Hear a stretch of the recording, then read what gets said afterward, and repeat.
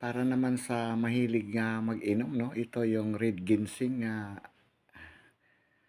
inilalagay sa inumin na plant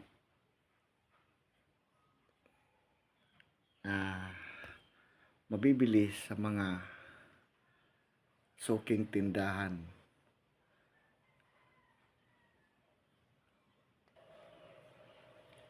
Ito ay bihira lang sa bawat lugar. Ay atin ngayon na-discover, no, inilagay na ito sa loob. Ayan yung roots niya at maliit pa siya na ginseng na kasya lang sa bote. Ito na yung product niya, no. Wow. At mayroon siyang roots. Kailangan kung ilagay ito sa bottle malaki at kasya rin lang siya, nabubuhay ito. Pero bago lang itong agawa na inilagay sa alak.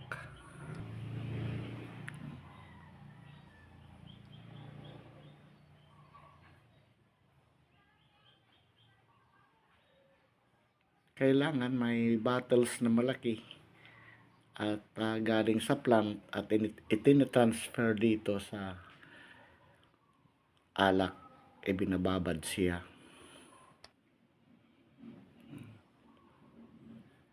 Yan, no? At saka label lang siya.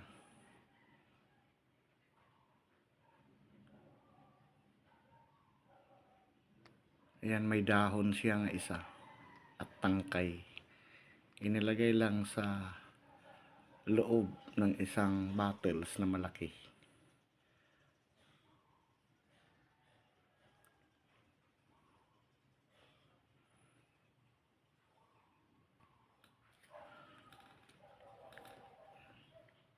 Ito yung kabuuan.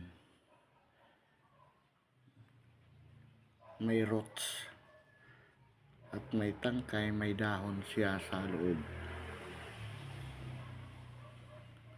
Wow, swabe talaga ang ginseng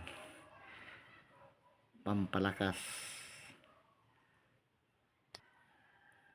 sa physical. Wag lang sobrahan sa alak. At ito na yung nilagay sa alak.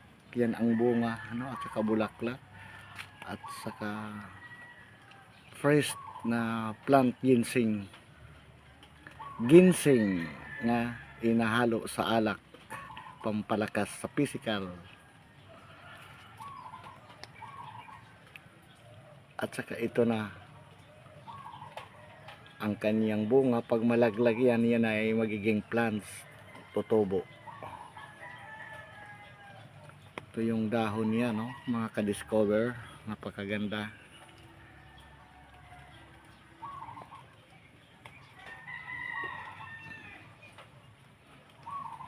Ito yung puno niya, no, na para siyang may ano siya, mga tinik-tinik. Yan. Ang isang puno ng ginseng, ito ang kulay ng kanyang katawan.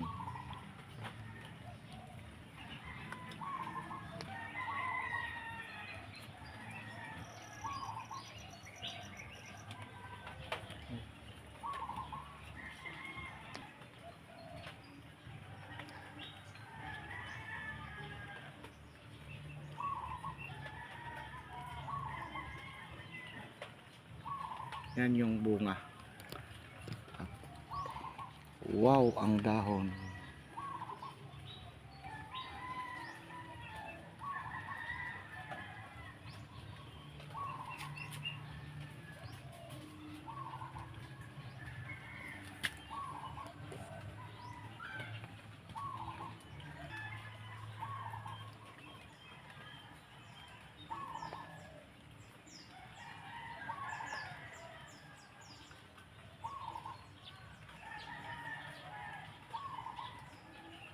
Thank you for watching.